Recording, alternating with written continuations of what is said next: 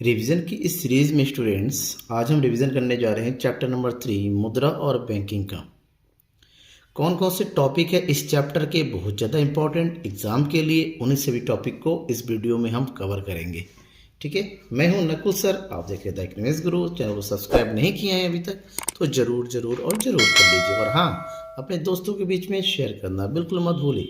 तो topic to topic बात करें तो मुद्रा और बैंकिंग में सबसे पहला टॉपिक जो हमें पढ़ना है वो है आपका वस्तु विनिमय।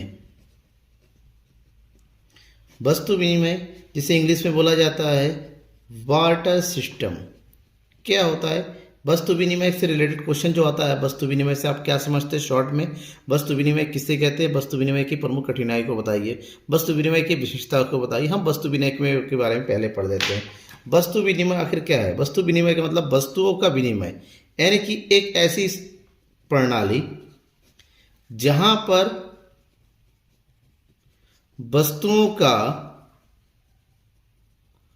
वस्तुओं एवं सेवाओं के साथ प्रत्यक्ष विनिमय किया जाता है। ठीक है ना, यानी कि अगर आप वस्तु है तो वस्तु का वस्तु के साथ अदला बदली कर रहे हैं, वस्तु दे रहे हैं वस्तु ले रहे हैं, या फिर सेवा के साथ सेवा की अदला बदली कर रहे हैं, या फिर आप वस्तु के साथ सेवाओं की अदला बदली कर रहे हैं। यानी कि यहाँ पर मुद्रा के रूप में किसी चीज़ का प्रयोग नहीं होता, प्रत्यक्षली डायरेक्टली वस्तुओं का वस्तुओं के साथ अदला बदली किया जाता है। ऐसी प्रणाली को हम जो है वस्तु विनिमय प्रणाली कहते हैं। और ये जो प्रणाली थी वस्तु विनिमय प्रणाली, ये प्राचीन समय में प्रचलित थी। क्यों? क्योंकि उस समय मुद्रा का प्रादुर्भाव नहीं हुआ था, मुद्रा अभी तक प्रचलन में नहीं आ पाई थी। ठीक है ना, तो ये इसलिए था क्योंकि उसमें मुद्रा का अभाव था। और बेसिकली बात यह थी कि वस्तु विनिमय प्रणाली कहाँ का उपयोग हो सकती है। तो इसकी जो उपयोगी की जो आवश्यक शर्तें हैं कि सबसे पहली बात यह है कि ये तभी उपयोगी है जब लोगों की आवश्यकता क्या हो, सीमित हो। प्राचीन समय में लोगों की आवश्यकता क्या थी, सीमित थी, लोगों की ज़रूरतें कम थी। ठीक है ना, तो ऐसे में वस्तु के साथ वस्तु अदला बदली करके हो सकता है। आप सोच रहे हैं आज अगर वस्तु विनिमय होता, क्या ये पॉसिबल होता? नहीं। दूसरी बात, जो विनिमय का क्षेत्र जो है वो सीमित होने की, सीमित विनिमय क्षेत्र हो, अदला बदली करने का जो क्षेत्र जो है बहुत ही लिमिटेड हो। तीसरा है, अगर समाज जो है आर्थिक रूप से पिछड़ा हो, पिछड़ा समाज में ऐसा अक्सर होता है, गांव देहात में आप देखते हैं वस्तु विनिमय आज भी है। चौथा, किसी प्रकार की मुद्रा का प्रचलन ना हो, यानी कि मुद्रा का अभाव हो। ये प्रमुख कुछ कारण है जिससे वस्तु विनिमय जो है प्रयोग में आ सकता है। लेकिन आधुनिक समय में जैसे ही मानव सभ्यता का विकास होता चला गया, तो इस जो वस्तु विनिमय का प्रयोग होता था, उस वस्तु विनिमय की बहुत सारी कठिनाइयां सामने आती चली गई। यूं कहें वस्तु विनिमय की प्रमुख कमियां, जिसके कारण से वस्तु विनिमय धीरे धीरे लुप्त होता चला गया और उसकी जगह मुद्रा उसकी जगह आता चला गया। तो वस्तु विनिमय की कठिनाइयों की अगर बात करें तो कौन कौन सी ऐसी कठिनाइयां हैं जो वस्तु विनिमय है, जिसके लिए आज के समय में वस्तु विनिमय का प्रयोग करना संभव नहीं है। ये यूं कहें प्राचीन समय में इन कमियों को दूर करते करते आज जो है मुद्रा का प्रादुर्भाव हुआ है, मुद्रा के रूप में हमारा अस्तित्व है। तो जो प्रमुख कमियां हैं, इसमें सबसे पहली कमियां हैं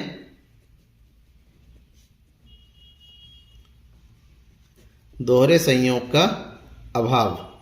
दोहरे संयोग का मतलब क्या होता है? इसका मतलब होता है दो लोगों का इस प्रकार होना, यानी कि दो लोग, मान ली ए और भी दो लोग हैं, दो लोगों का इस प्रकार का होना कि दोनों की आवश्यकता एक दूसरे से पूर्ति हो, दोनों ही एक्सचेंज करने के लिए तैयार हो, अदला बदली को तैयार हो, उसको कहते हैं दोहरा संयोग। लेकिन ऐसा हर वक्त होना मुश्किल था कि दोनों की आवश्यकता सेम हो, अदला बदली करने को तैयार हो। फॉर एग्जाम्पल, ए को चाहिए चावल और ए के पास है क्या, कपड़े, और वही कपड़े जो है बी के पास है और इसको कपड़े की नहीं चाहिए, इसको चाहिए चावल की जगह इसको चाहिए आटा। भाई चावल तो ये लेगा नहीं और कपड़े ये देगा नहीं, तो ऐसे में यहाँ पर जो है एक्सचेंज करना मुश्किल हो जाता है। यानी कि दोहरे संयोग का अभाव बहुत ही मुश्किल होता है, लोगों को आपस में इंटरचेंज करने, लोगों का ढूंढना जो एक दूसरे की आवश्यकता की पूर्ति कर सके, बहुत ही मुश्किल हुआ होता था। नंबर 2, दूसरी सबसे बड़ी प्रॉब्लम थी क्रय शक्ति संचय में कठिनाई। मतलब है क्रय शक्ति संचय का मतलब ये हुआ कि आज के ज़माने में जैसे आपकी आय का कुछ भाग खर्च कर देते हैं और कुछ खाद आप क्या कहते हैं बचत के रूप में बैंकों में जमा कर सकते हैं इन फ्यूचर यूज़ के लिए। तो क्या वस्तु विनिमय ये पॉसिबल है? वस्तुओं को कब तक जमा करके रख सकते फ्यूचर यूज़ के लिए? नहीं हो सकते। यानी कि ये प्रॉब्लम थी, वस्तुओं को लंबे समय तक संचित करके नहीं रखा जा सकता, जमा करके नहीं रख सकता। नेक्स्ट, सर्वमान मूल्य मापक का अभाव। इसका मतलब एक ऐसा मूल्य होना जिसके सभी वस्तुओं के मूल्य को जो है मापा जा सके और हर जगह जो है उसको जो है प्रयोग किया जा सके, हर कोई उस मूल्य को स्वीकार कर सके। ऐसा कोई मूल्य नहीं था। कहीं पर किसी वस्तु का अदला बदली का मूल्य अलग था, कहीं पर किसी और था। एक ही वस्तु के हर जगह अलग अलग से नियम बने हुए थे। तो ये प्रॉब्लम थी कि एक जैसा मूल्य कहीं पर भी नहीं था। नंबर 4, वस्तु विभाजन में कठिनाई। वस्तु को विभाजित करना, मूल्य नहीं था तो सारी वस्तु एक जैसी थी। कौन सा, चाहे वो सजीव वस्तु हो चाहे वो निर्जीव वस्तु हो, उसके बीच में जो है विभाजन करना, वर्गीकरण करना बहुत ही मुश्किल था। इसके अलावा नेक्स्ट प्रॉब्लम, मूल हस्तांतरण का अभाव। मूल हस्तांतरण का अभाव क्या है ये? मूल हस्तांतरण का मतलब होता है, मान लीजिए आपका घर दिल्ली में है और दिल्ली से आपको आज रुद्रपुर आना है, तो क्या करेंगे? आप दिल्ली का घर बेचते रुद्रपुर के खरीद ले। लेकिन वस्तु विनिमय की स्थिति में आपको एक ऐसे आदमी की तलाश करनी होगी जिसका घर रुद्रपुर में है और वो दिल्ली में जाना चाहते हो। जब ये आप दोनों आपस में जो है मिल जाएंगे, सहमत होंगे, तभी अदला बदली हो जाएगा, तभी आप रुद्रपुर आ पाएंगे। बट ये बहुत बड़ी प्रॉब्लम है ऐसे लोगों का ढूंढना। और लास्ट है भावी भुगतान का अभाव। भावी भुगतान का अभाव। वस्तु विनिमय में प्रत्यक्ष लेन देन होता है, एक हाथ से देना होता है, दूसरे हाथ से लेना होता है, तभी जो है वस्तु विनिमय कंप्लीट होता था। और लेकिन अगर आपके पास पैसा नहीं हो, कोई दूसरी वस्तु नहीं हो, आप कैसे अदला बदली करेंगे? तो आपको अपनी ज़रूरत की पूर्ति के लिए पहले अपने पास वस्तु का होना आवश्यक होगा। तो इसका मतलब होता है आपके पास भावी भुगतान का, कि आज ले लो भविष्य में कभी वस्तु दे दो, इसकी जो है अभाव था, जिसके कारण से वस्तु विनिमय का लुप्त होता चला गया। अब वस्तु विनिमय की सारी कठिनाइयों को दूर करते करते किसका विकास हुआ? मुद्रा का विकास हुआ। मुद्रा का विकास, यानी कि मुद्रा के विकास क्रम को आगे देखें। मुद्रा का विकास क्रम, तो मुद्रा के विकास क्रम में सबसे पहले किस रूप में था? वस्तु मुद्रा, जिसको कहते हैं वस्तु विनिमय। वस्तु मुद्रा के बाद जो प्रचलन में आया वो है धातु मुद्रा। धातुओं का आविष्कार हुआ, मेटल्स का। धातु मुद्रा में क्या क्या आया? धातु मुद्रा में जैसे आया तांबा, तांबे की, लोहा, लोहे के सिक्के, कांसे के सिक्के, और सबसे इंपॉर्टेंट स्वर्ण मुद्रा, जिसमें सोने के सिक्के। ठीक है, सबसे ज़्यादा प्रचलन हुआ। धातु मुद्रा के बाद मुद्रा के विकास में कौन आया? पत्र मुद्रा, कागज से बनी मुद्रा, कागजी मुद्रा। यानी कि आज के डेट में जितने भी नोट है वो सब पत्र मुद्रा है। और पत्र मुद्रा के बाद फिर अस्तित्व में आया शाख मुद्रा। आज के रेट में सबसे ज़्यादा जो चलन में है शाख मुद्रा। शाख मुद्रा जैसे आप अपने फ़ोन पे की इस्तेमाल करते हैं, फ़ोन पे होता है, फ़ोन पे हो गया, पेटीएम पे हो गया, एटीएम हो गया, ठीक है, चेक होगा, ये सब शाख मुद्रा का ही रूप है। कि वास्तव में मुद्रा नहीं होती लेकिन मुद्रा का सभी कार्य करते हैं।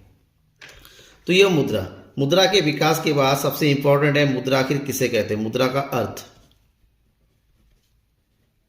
मुद्रा का अर्थ, मुद्रा क्या है, ठीक है ना, मुद्रा किसे कहते हैं? तो मुद्रा के अर्थ को अलग अलग अर्थशास्त्रियों ने अलग अलग रूप में समझा।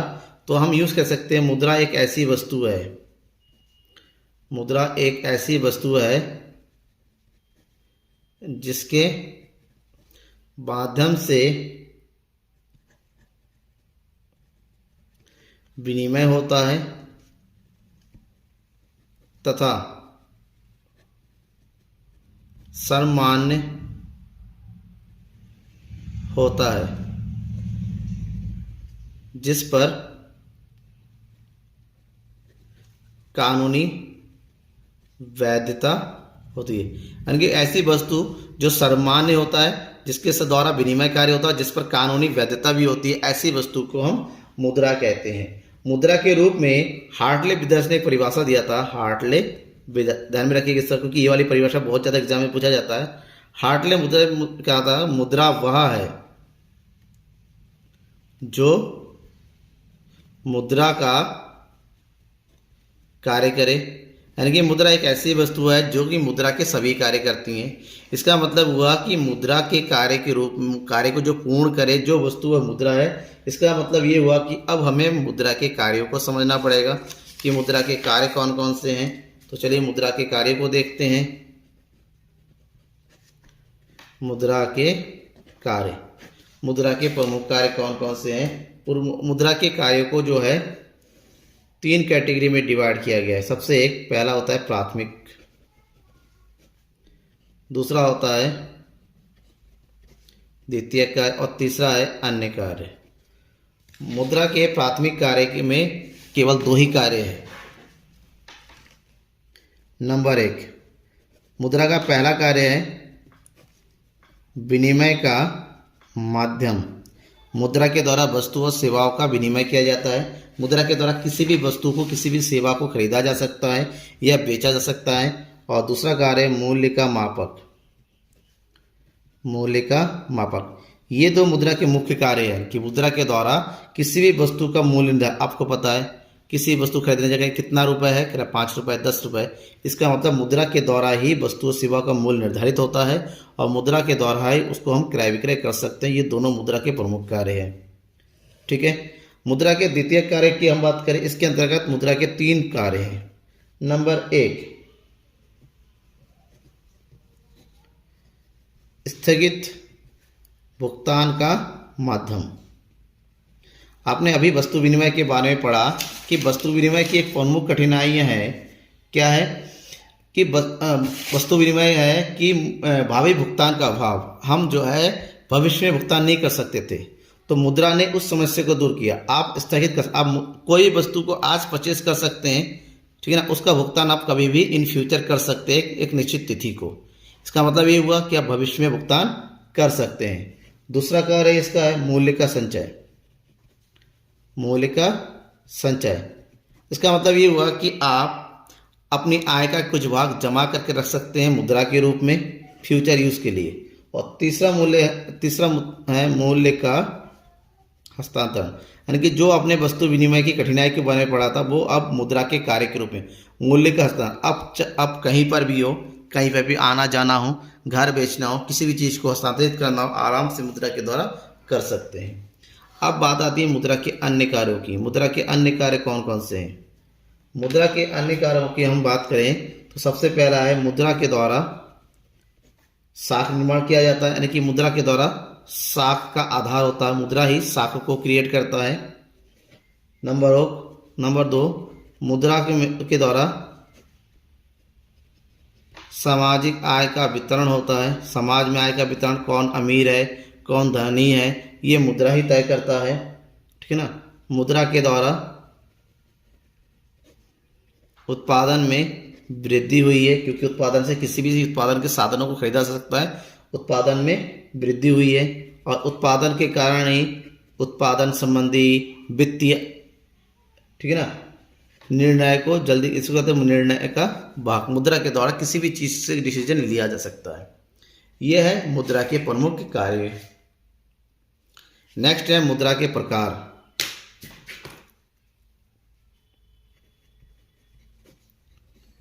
मुद्रा के प्रकार, मुद्रा के अगर प्रकार को देखें, मुद्रा के प्रकार को कई ग्रुप में बांटा गया, कई श्रेणियों में बांटा गया, जिसमें सबसे पहले है मुद्रा के प्रकार प्रकृति के आधार पर।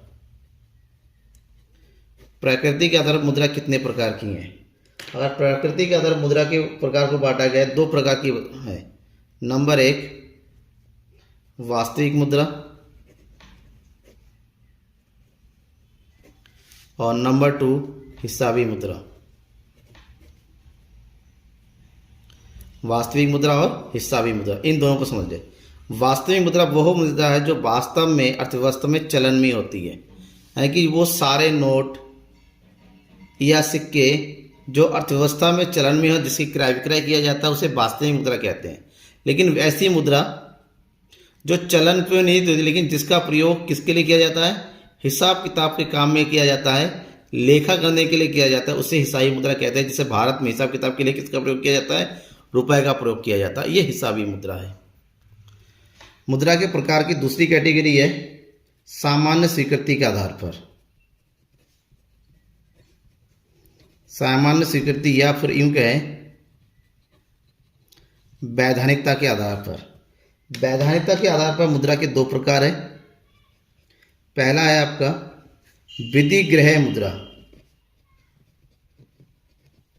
विधिग्रह मुद्रा मतलब ऐसी मुद्रा जिस पर कानून की स्वीकृति होती है, यानी कि कानूनी स्वीकृति प्राप्त होती है, उसे हम जो है विधिग्रह मुद्रा होती है। कानूनी स्वीकृति भी दो प्रकार की होती है। नंबर एक असीमित विधिग्रह। असीमित विधिग्रह का मतलब कुछ मुद्रा ऐसी होती हैं जो कानून के रूप में असीमित विधिग्रह होता है, यानी कोई भी उसको अस्वीकार नहीं कर सकता। कोई भी उसको अस्वीकार नहीं कर सकता, यानी कि जितने भी कागजी नोट है, ठीक है ना, जितने भी कागजी नोट है इन जैसे या पैसे हैं, ये सब असीमित विधिग्रह है। जैसे 20 रुपए का नोट, 10 रुपए का नोट, ये सब जो असीमित विधिग्रह है। तो वहीं पर कुछ ऐसी होती है सीमित विधिग्रह, यानी कानूनी मान्यता है तो है, लेकिन वो सीमित रूप से है, कोई चाहे तो उसको अस्वीकार भी कर सकता है, ठीक है ना। जिसमें सीमित विधिग्रह में 25 पैसे के सिक्के, 50 पैसे के सिक्के, या यूं क्या है जितने चेक है वो सब असीमित विधिग्रह में, सीमित विधिग्रह में आते हैं, ठीक है। तो दूसरा है ऐच्छिक मुद्रा। ऐच्छिक मुद्रा, ऐच्छिक मुद्रा ऐसी मुद्रा है जो कि लेने और देने दोनों पक्षों की, यानी कि लेन देन करने वाले दोनों पक्षों की आपसी स्वीकृति पर निर्भर करता है कि सामने वाला स्वीकार करता है या नहीं करता है। जिसमें आता है जैसे डिमांड ड्राफ्ट आता है, जिसमें चेक आता है, आज का का जिसमें डिजिटल पेमेंट आता है, ये सब जो है ऐच्छिक मुद्रा के रूप में कार्य करती हैं। और तीसरा सबसे इम्पोर्टेंट है मुद्रा के प्रकार में यह है भौतिक रूप के आधार पर। भौतिक रूप के आधार पर मुद्रा के प्रकार। भौतिक रूप के आधार पर मुद्रा के 3 प्रमुख प्रकार है। नंबर 1 है धातु मुद्रा। धातु से बनी हुई जितनी मुद्राएं, जैसे जिसमें जितने सिक्के आते हैं। नंबर 2 कागजी मुद्रा, जितने भी कागज से बने नोट होते हैं वो सब कागजी मुद्रा है। और नंबर 3 साख मुद्रा। साख मुद्रा में क्या क्या आता है, चेक आता है, डीडी आता है, डिजिटल पेमेंट आता है, ये सब साख मुद्रा का रूप है। अब इसी चैप्टर का दूसरा इंपॉर्टेंट टॉपिक है व्यापारिक बैंक, कमर्शियल बैंक जिसको कहते हैं, या फिर इसको दूसरे हिंदी में वाणिज्यिक बैंक भी कहते हैं, वाणिज्यिक बैंक। तो व्यापारिक बैंक किसे कहते हैं, वह बैंक जो जनता से जमाएं स्वीकार करती है तथा मांगने पर ऋण उपलब्ध करती है, उसे हम व्यापारिक बैंक कहते हैं। व्यापारिक बैंक के बारे में बहुत ज़्यादा ना आके आपसे कि एग्जाम में व्यापारिक बैंक के उदाहरण पूछा जाएगा। व्यापारिक बैंक के उदाहरण कौन कौन है, जैसे SBI है, जैसे पंजाब नेशनल बैंक है, जैसे बैंक ऑफ बड़ौदा है, ये सब जो है व्यापारिक बैंक के उदाहरण है। ये सब सरकारी बैंक हैं। प्राइवेट बैंक की अगर बात करें, जैसे HDFC बैंक है, IDFC फर्स्ट बैंक है, ठीक है ना, एक्सिस बैंक है, ये सब आपके प्राइवेट बैंक की कैटेगरी में आते हैं। तो दूसरा क्वेश्चन जो आता है व्यापारिक बैंक से होते हैं वो होते हैं व्यापारिक बैंक के कार्य। व्यापारिक बैंक आखिर कौन कौन से कार्य करती हैं। अगर व्यापारिक बैंक को अगर कैटेगरी करें तो इसको 3 कैटेगरी में बांट सकते हैं, ठीक है ना। नंबर 1 व्यापारिक बैंक के मुख्य कार्य, नंबर 2 व्यापारिक बैंक के गौण कार्य, नंबर 3 व्यापारिक बैंक के सामाजिक कार्य। तो हम सबसे पहले पढ़ेंगे व्यापारिक बैंक के मुख्य कार्य। व्यापारी बैंक के मुख्यतः दो कार्य होते हैं। नंबर एक, जमाएं स्वीकार करना। व्यापारिक बैंक अपने यहाँ पर 4 प्रकार के खाते ओपन करके जमा स्वीकार करती हैं, जैसे जिसमें है बचत खाता, दूसरा है चालू खाता जिसको इंग्लिश में करंट अकाउंट भी बोलते हैं, तीसरा है सावधि जमा खाता जिसके हम शॉर्टकट में एफडी भी कहते हैं, फिक्स्ड डिपॉजिट, और चौथा है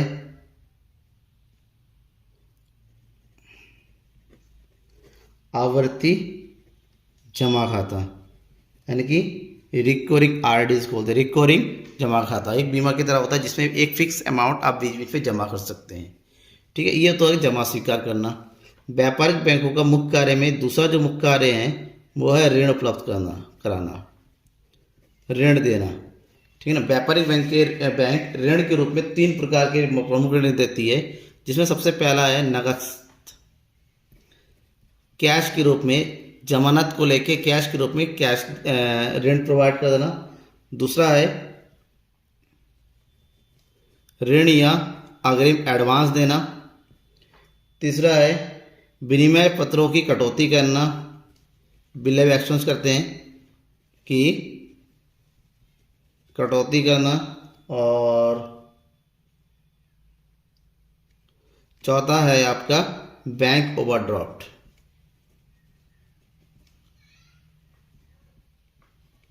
बैंक ओवरड्राफ्ट ये जो है व्यापारिक बैंक के 2 प्रमुख कार्य हैं। प्रमुख कार्य के बाद हम जो पढ़ेंगे व्यापारिक बैंक के द्वितीय कार्य। व्यापारिक बैंक के द्वितीय कार्य, व्यापारिक बैंकों के द्वितीय कार्य को 2 कैटेगरी में बांटा जाता है। सबसे पहला है एजेंट कार्य, एजेंट के रूप में कार्य, और दूसरा है सामान्य उपयोगिता वाले कार्य। तो यहाँ पर एजेंट के रूप में कार्य देख लेते हैं कौन कौन से व्यापारिक बैंक एजेंट के रूप में करते हैं। एजेंट के रूप में यह जिसको कहते हैं कमीशन वाले कार्य, जिसमें व्यापारिक बैंक कमीशन लेते हैं। ठीक है ना। जैसे बिलों का एकत्रीकरण या भुगतान, दूसरा प्रतिभूतियों की खरीदारी करना या फिर उसको बेचना, तीसरा धन का हस्तांतरण करना, एक खाते से दूसरे खाते में पैसे ट्रांसफ़र करना, तीसरा ट्रस्टी के रूप में कार्य करना या फिर प्रबंधन के रूप में कार्य करना। ठीक है ना। तीसरा वित्तीय सलाहकार की सेवाएं देना। ये सब व्यापारिक बैंकों के एजेंट के रूप में किए गए कार्य जिसमें वो कमीशन वसूलती है। दूसरा है व्यापारिक बैंकों के सामान्य उपयोगिता वाले के, नॉर्मली व्यापारिक बैंक जो करते हैं, जिसमें पहला कार्य है लॉकर सुविधा देना। कीमती वस्तु की सुरक्षा प्रदान के लिए व्यापारिक बैंक लॉकर की सुविधा प्रदान करती है। उसके बाद व्यापारिक ATM card, credit card, debit card provide कराती हैं। उसके बाद है व्यापारिक बैंक यात्रियों की सुरक्षा हेतु यात्री चेक प्रोवाइड कराती है। ठीक है ना। उसके बाद जो है व्यापारिक सूचना का एकत्रीकरण किया जाता है। ठीक है ना। इसके अलावा वस्तुओं के वाहन में सहायता, यानी कि वस्तु को एक जगह पर दूसरी जगह पर बेचने का कार्य व्यापारिक बैंक करते हैं। ये तो होगी व्यापारिक बैंक के द्वितीय कार्य। इसके बाद आता है व्यापारिक बैंक के सामाजिक कार्य। व्यापारिक बैंक समाज के लिए भी कुछ कार्य करती हैं जिसे सामाजिक कार्य कहते हैं। व्यापारिक बैंक के किए गए ऐसे कार्य जो समाज के हित में होते हैं। तो व्यापारिक बैंक के सामाजिक कार्य कौन कौन से होते हैं? सबसे पहले व्यापारिक बैंक समाज में या फिर अर्थव्यवस्था में पूंजी की उत्पादकता में वृद्धि करती है। पूंजी उत्पादकता में वृद्धि कैसे? ऋण वगैरह देके। नंबर 2, व्यापारिक बैंक सस्ते ऋण प्रोवाइड करके जो है विनियोग को प्रोत्साहन करती हैं ताकि विनियोग बढ़ जाए। व्यापारिक बैंक पूंजी निर्माण को प्रोत्साहित करती है, ठीक है ना। व्यापारिक बैंक समाज में रोजगार के अवसरों में वृद्धि करती हैं, ठीक है ना। तो ये सब व्यापारिक बैंकों को समाज के हित के लिए किए गए प्रमुख कार्य होते हैं। व्यापारिक बैंक से रिलेटेड दूसरा क्वेश्चन होता है, व्यापारिक बैंक साख का निर्माण कैसे करती हैं। साख का निर्माण मतलब होता है उधार या ऋण देना। आपको पता है व्यापारिक बैंक के पास जितना भी जमा होता है उससे अधिक वो ऋण बांटती है, और उसी को बोलते हैं साख का निर्माण। साख का निर्माण के लिए दो बातों को ध्यान में रखना कि व्यापारिक बैंक के पास जो जमाएं होती हैं वो दो प्रकार की जमाएं होती हैं। एक है प्राथमिक जमाएं और दूसरी है व्युत्पन्न जमाएं, जिसको हम साख जमा भी कहते हैं।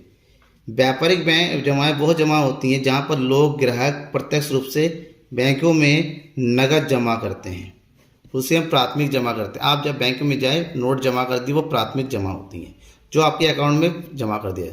अब बाद में व्यापारिक बैंकों में जो लोन या ऋण लेने जाते हैं, व्यापारिक बैंक उनको नगद लोन नहीं देती हैं, उनके अकाउंट में वो पैसे ट्रांसफ़र करती है।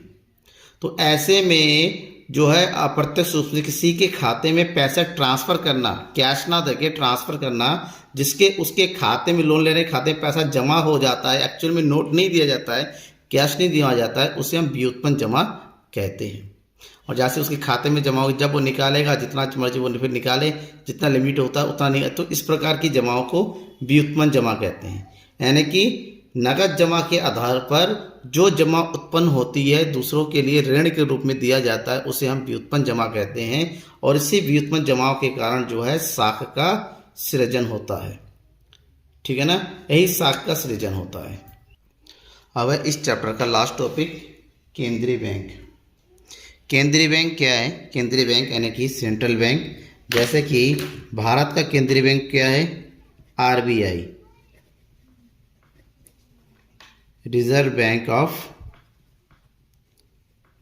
इंडिया, जिसके गवर्नर कौन है ये भी ध्यान रखिएगा, शक्तिकांत दास। कई गवर्नर का नेम भी आ जाता है एमसीक्यूज में। तो आरबीआई रिजर्व बैंक भारत का केंद्रीय बैंक है। क्वेश्चन आता है भारत के केंद्रीय बैंक को क्या कहते हैं? भारतीय रिजर्व बैंक कहते हैं। किसी भी देश की सर्वोच्च बैंकिंग संस्था होती है ये, ठीक है ना, जो उस देश के पूरी बैंकिंग प्रणाली को क्या करती है? नियमित करती है, नियंत्रित करती है, उसको जो है सुरक्षा प्रदान करती है। तो ऐसी संस्था को केंद्रीय बैंक कहते हैं। बेसिकली हर देश में एक ही केंद्रीय बैंक होता है ताकि पूरे बैंकिंग सिस्टम में जो है एकरूपता रख सके, ये केंद्रीय बैंक होता है। इस चैप्टर में सबसे इम्पोर्टेंट क्वेश्चन है केंद्रीय बैंक क्या वो है? केंद्रीय बैंक के प्रमुख कार्य कौन कौन से हैं? केंद्रीय बैंक के कार्यों की बात करें तो केंद्रीय के प्रमुख कार्यों में सबसे नंबर 1 पे आता है नोटों का निर्गमन करना। किसी भी देश का केंद्रीय बैंक, जैसे भारत का आरबीआई है, नोटों को जारी करती है। जितने भी नोट है उसको निर्गमन करने का एकाधिकार केंद्रीय के बैंक के पास हो, ताकि उस नोटों के रूप में एकरूपता बनी रहे, लोगों का विश्वास बना रहे। इसलिए केवल केंद्रीय बैंक को नोटों को जारी करने का अधिकार दिया गया है। दूसरा कार्य होता है सरकार का बैंकर।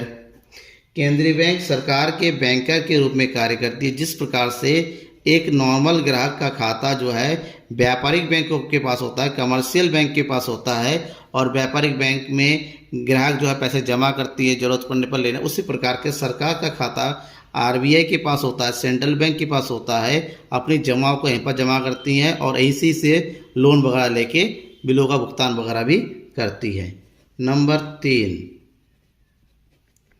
बैंकों का बैंक। जिस प्रकार से सरकार का अकाउंट भी केंद्रीय बैंक के पास होता है, उसी प्रकार से सभी प्रकार के बैंकों का भी अकाउंट बैंकों के पास जो है सेंट्रल बैंक यानी कि आरबीआई के पास होता है। नंबर 4, अंतिम ऋणदाता। अंतिम ऋणदाता का मतलब होता है अगर व्यापारिक बैंकों को कहीं से भी ऋण की प्राप्ति नहीं होती है तो ऋणों को प्राप्त करने के लिए अंतिम रूप से वो आरबीआई के शरण में जा सकती है, आरबीआई से उनको ऋण की प्राप्ति हो जाती है। 5वां कार्य क्या होता है?